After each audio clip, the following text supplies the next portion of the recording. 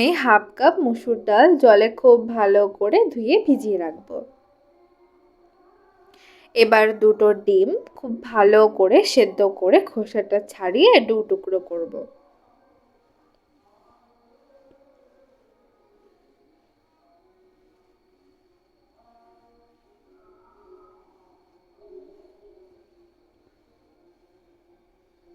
মশলার জন্য মিক্সিতে আদা, রসুন, গোটা জিরে মিহি করে পেস্ট করে নেব।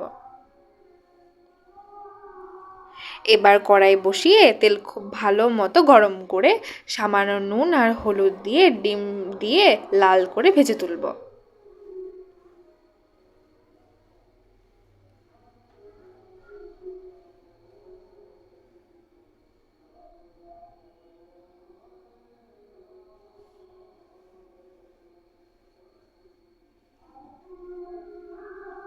এবার ওই তেলেই ফোড়নে দেব 5 ফোড়ন, তেজপাতা আর শুকনো লঙ্কা। মিনিট 2 নেড়ে চেড়ে কুচনো পেঁয়াজ দিয়ে বাদামি করে ভাজবো।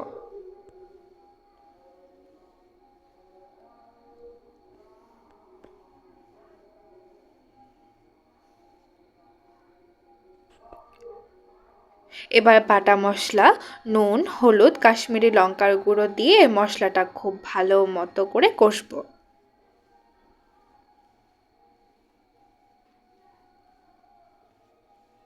মশলা কষে তেল ছাড়লে ভেজানো ডাল, টুকরো আলু, টমেটো দিয়ে নেড়ে চেড়ে ডাল সেদ্ধ হওয়ার পরিমাণে জল দেব।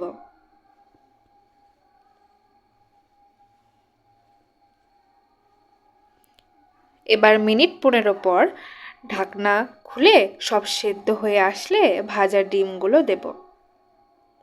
ব্যাস, এবার নামানোর আগে কয়েকটা চেরা কাঁচা লঙ্কা, ধনেপাতা কুচি আর সামান্য ঘি ছড়িয়ে নামাবো।